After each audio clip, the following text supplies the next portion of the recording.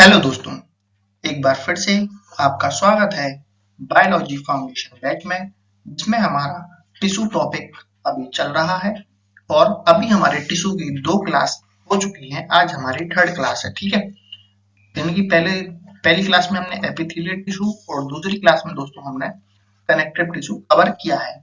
आज की क्लास में हम मस्कुलर टिश्यू कवर करेंगे और आज हमारे बायोलॉजी फाउंडेशन बैच की 19 क्लास है। इसके पहले हमने सेल और स्केलेटन सिस्टम हमने कवर कर लिया है अपने बायोलॉजी फाउंडेशन बैच में, और बायो का बेसिक चीजें हमने कवर कर ली हैं। तो चलिए शुरू करते हैं टिश्यू चैप्टर में मस्कुलर टिश्यू।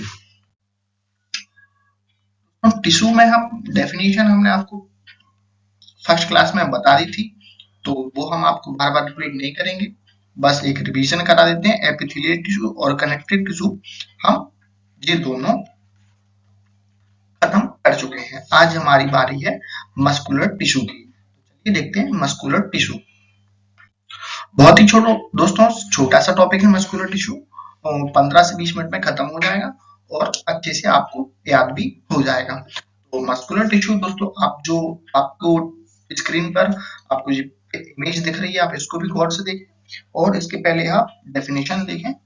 डेफिनेशन क्या कहती है? पेशी ऊतक। मस्कुलर टिश्यू का हिंदी नेम है पेशी ऊतक। मस्कुलर टिश्यू शरीर के गति संबंधी कार्यों को नियंत्रण करता है, यानी कि जो भी टिश्यू हमारे शरीर में गति करता है वो कौन सा है? Muscular tissue. जो भी टिश्यू हमारे शरीर में गति करता है वो कौन सा है? Muscular tissue. यह ऊतक विशेष रूप से संकुचन, कॉन्ट्रैक्शन और रिलैक्शन में क्षमता रखता है, यानी कि सिकुड़ता है और फैलता है, सिकुड़ता है और फैलता है, सिकुड़ता है और फैलता है, ठीक है। जिससे शरीर के विभिन्न अंगों की गति संभव होती है। यह शरीर में लगभग 40 से 50% भार का निर्माण करता है, यानी कि शरीर का जो भार है आपका 40 से 50% केवल मस्कुलर टिश्यू का होता है, ठीक है। अगर आपका वजन 100 किलो है, 100 केजी है, तो 50 केजी वजन आपके मस्कुलर टिश्यू का होगा। चलो ठीक है, ये बात समझ चुके होंगे। मस्कुलर टिश्यू में दोस्तों हमको पढ़ना है smooth muscular tissue, cardiac muscular tissue, skeletal muscular tissue. इन तीनों को हम 1 बाय 1 समझते हैं वीडियो में आगे। अब हम देखते हैं दोस्तों पेशी ऊतक की विशेषताएं, उसके बाद हम पेशी ऊतक की टाइप्स पढ़ेंगे। सबसे पहले क्या करता है जी? संकोचनशीलता, कॉन्ट्रैक्टिलिटी में सक्षम होता है, यानी कि पेशी ऊतक संकुचन होकर लंबाई में कमी कर सकता है, यानी कि अगर उसकी लंबाई आपको इतनी दिख रही है तो वो संकुचन होकर कुछ इतनी लंबाई का हो जाएगा ट्रांसफर, ठीक है। और उत्तेजनशीलता, यह ऊतक तंत्रिका तंत्रों, जो नर्वस के संकेत होते हैं, जो हमारा तंत्रिका तंत्र होता है नेफ्रॉन, जो इस प्रकार से उसका डायग्राम होता है, उसमें क्या करता है? नर्व सिस्टम में होता है, ठीक है, संकेत प्राप्त कर सकता है। लचीलापन, यानी यह ऊतक खिंचाव सहन कर सकता है, यानी कि अगर ऊतक आपका इतना ऊतक है तो ये खिंचाव होके इतना हो जाता है, ट्रांसफर होके, ठीक है। लचीलापन, संकुचन के बाद अपनी मूल अवस्था में लौट आता है, यानी कि इस अवस्था में था सेकंड फेज में, जब ये गया था फर्स्ट फेज से, तो ये वापस सेकंड फेज से फर्स्ट फेज में आ जाता है, ठीक है। ऊर्जा की खपत, एनर्जी कंपल्शन, कार्य करने के लिए एटीपी एडेनोसिन ट्रांसपोर्ट का उपयोग करता है, एडेनोसिन ट्रांसपोर्ट का उपयोग करता है, ठीक है। अब आते हैं हम types of muscles, types of muscular types of muscular tissue. Types of muscular tissue कितने प्रकार के होते हैं दोस्तों? 3 प्रकार के होते हैं। पहला है अक्षीय, अनक्षीय, हृदयक। अक्षीय टिश्यू, अनक्षीय टिश्यू, हृदयक टिश्यू। अक्षीय टिश्यू को दोस्तों हम स्केलेटल मस्कुलर कहते हैं, अनक्षीय को स्मूथ मस्कुलर कहते हैं, और कार्डिक मस्कुलर कहते हैं हृदय पेशी को। तो जे 1 2 3 3 टाइप है, आपके इमेज है, तो इनको हम 1 बाय 1 अब हम समझते हैं। सबसे पहले देखते हैं हम अक्षीय। अक्षीय यानी स्केलेटल मस्कुलर, वॉलंटरी मस्कुलर। इसकी विशेषताएं दोस्तों क्या है? कंकाल स्केलेटन सिस्टम से जुड़ा होता है। कंकाल जो स्केलेटन सिस्टम हमने आपको पढ़ाया है, अभी लास्ट टॉपिक जो हमारा स्केलेटन सिस्टम हुआ है उससे है जुड़ा होता है। कौन? एक्सीय टिश्यू, एक्सिस, ठीक है। दूसरा पॉइंट है पेशियां हमारे शरीर, पेशियां हमारी इच्छा से संकुचित और त्रासित होती है, इसलिए इसे ऐच्छिक पेशी कहा जाता है। तीसरा पॉइंट है इसकी कोशिकाएं लंबी, बेलनाकार, सिलेंडरिकल और बहुकोशिकीय मल्टी होती हैं। चौथा पॉइंट है इसमें गहरे और हल्के रंग की धारियां पाई जाती हैं। पांचवा पॉइंट है मांसपेशियां थकान महसूस कर सकती हैं। मांसपेशियां थकान महसूस कर सकती हैं। अब आपको मैं इसकी पिक्चर दिखाता हूं। हमने पढ़ा अभी ये वाला,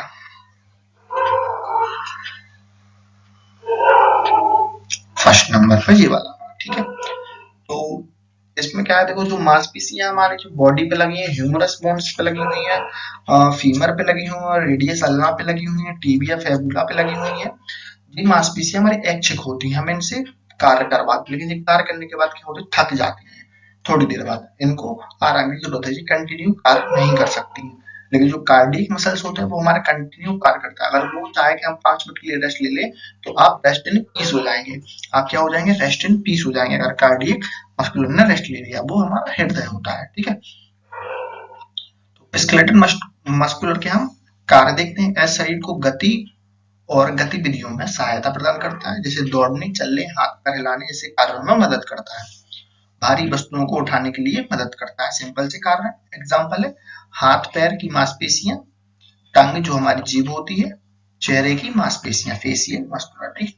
और सिंपल सा मस्कुलर सिस्टम है जी वाला स्केलेटन मस्कुलर टिश्यू, बहुत सिंपल सा है। अब हम दूसरा मस्कुलर देखते हैं।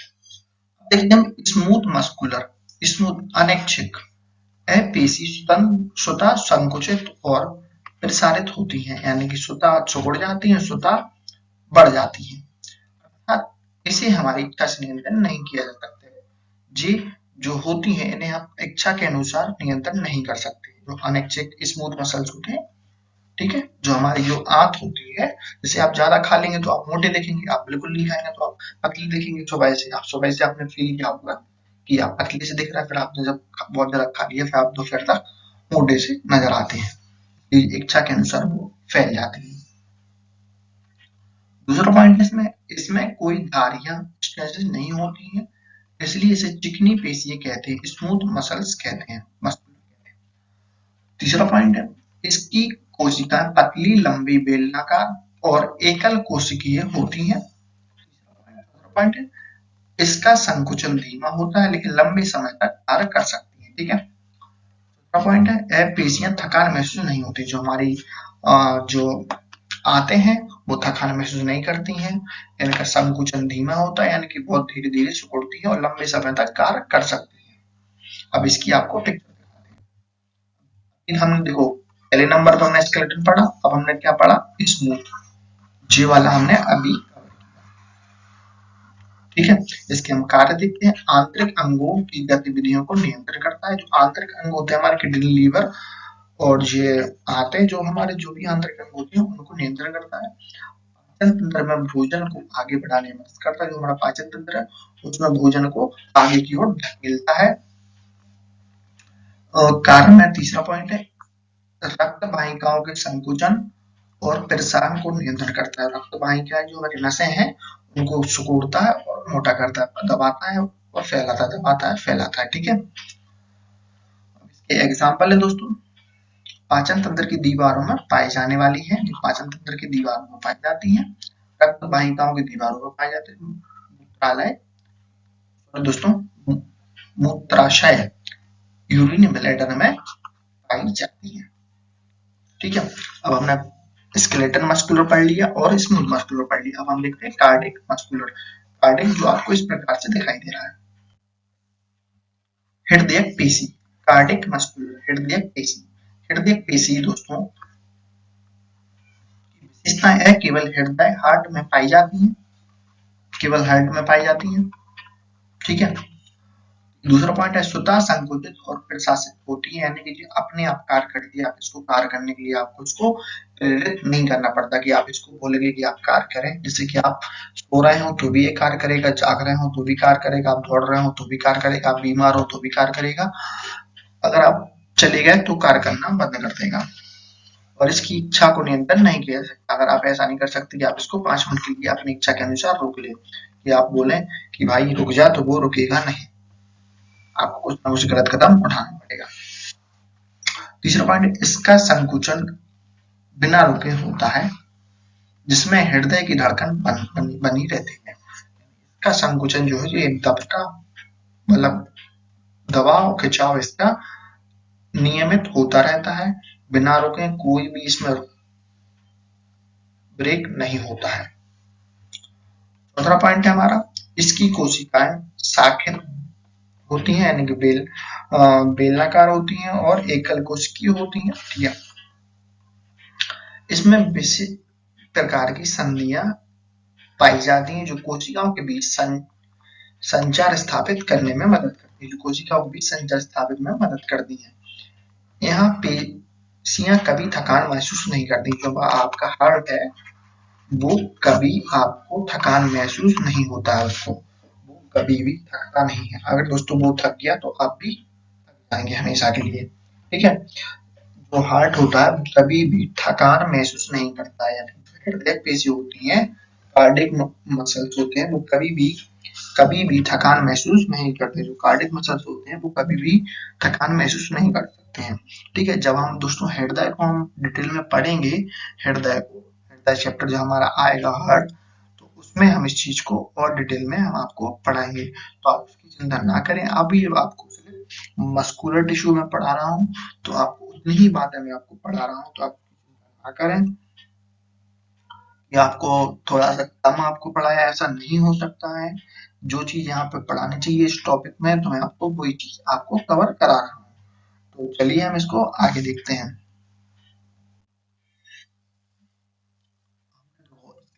हम पढ़ा पहले, फिर इस मस्कुलर, फिर हमने पढ़ा कार्डियक। कार्डियक के हम देखते हैं कार्य। हृदय की धड़कन को बनाए रखता है, शरीर के विभिन्न अंगों का रक्त का संचार करता है। जो शरीर के विभिन्न अंग होते हैं, हार्ट, किडनी, लीवर, और जो हाथ पांव, आपका ब्रेन है, ठीक है, मतलब शरीर के सभी विभिन्न अंगों में आपको रक्त को बनाए रखता है। ठीक है, एग्जाम्पल हृदय की पेशियां। ठीक है, हृदय की पेशियां दोस्तों, अभी तक हमने आपको मस्कुलर टिश्यू आपको पढ़ा दिया है। तीन हो गए हमारे, 1 2 3, आपको 3 टाइप्स ऑफ मस्कुलर टिश्यू आपको पढ़ा दिए हैं। ठीक है, स्केलेटल, कार्डियक, स्मूथ, तीनों टाइप आपको पढ़ा दिए हैं। आप एक बार वीडियो पॉज कीजिए और आप तीनों को रिवीजन कीजिए। स्केलेटल किसको कहते हैं, कार्डियक किसको कहते हैं, स्मूथ किसको कहते हैं। ठीक है, अगर आप याद कर पा रहे हो तो बहुत अच्छी बात है, अगर नहीं कर पा रहे तो एक बार वीडियो को बैक जाए और फिर से देखें। और अगर आपको कोई भी चीज का डाउट हो तो आप कमेंट करके जरूर बताएं आप कि आपको किस प्रकार का डाउट आ रहा है पढ़ने में। अगर आपको कुछ हेल्प चाहिए तो आप कमेंट करके बताएं, पूछे बिल्कुल करें। ठीक है, जो हमारी स्टार्ट वाली क्लासेस थी उसमें मैंने अपना इंस्टाग्राम चैनल भी बताया आपको, इंस्टाग्राम जो हमारा पेज है तो वो भी आपको बताया कि इस पे आप फॉलो करें, मैसेज करें, जो भी दिक्कत है फॉलो वगैरह भी उस पर भेज सकते हैं। ठीक है, तो हमारा बायोलॉजी फाउंडेशन बैच इस प्रकार से ही चलता रहेगा और आपके लिए ऐसे ही फ्री क्लासेस लाते रहेंगे पूरे बायोलॉजी फाउंडेशन बैच की। और ऐसे ही हम और भी सब्जेक्ट की क्लासेस लाएंगे धीरे धीरे करके। जैसे कि बायोलॉजी फाउंडेशन बैच की कुछ क्लासेस और हो जाएंगी और तो हम और भी क्लासेस ऐड करेंगे इसमें, कि कंप्यूटर की, हिंदी फाउंडेशन बैच भी हमें लाना है कुछ दिनों में, और कंप्यूटर फाउंडेशन बैच भी लाना है, वो तो कंफर्म ही है, उनकी तैयारी पूरी हो चुकी है। देखें बिल्कुल, उनको भी आप अच्छे से पढ़ें। ऐसे 1 बाय 1 करके हम सारे फाउंडेशन बैच पढ़ाएंगे यूट्यूब पर बिल्कुल फ्री में, उसकी चिंता ना करें, बस थोड़ा सा समय दें। मिलते हैं नेक्स्ट क्लास में, धन्यवाद।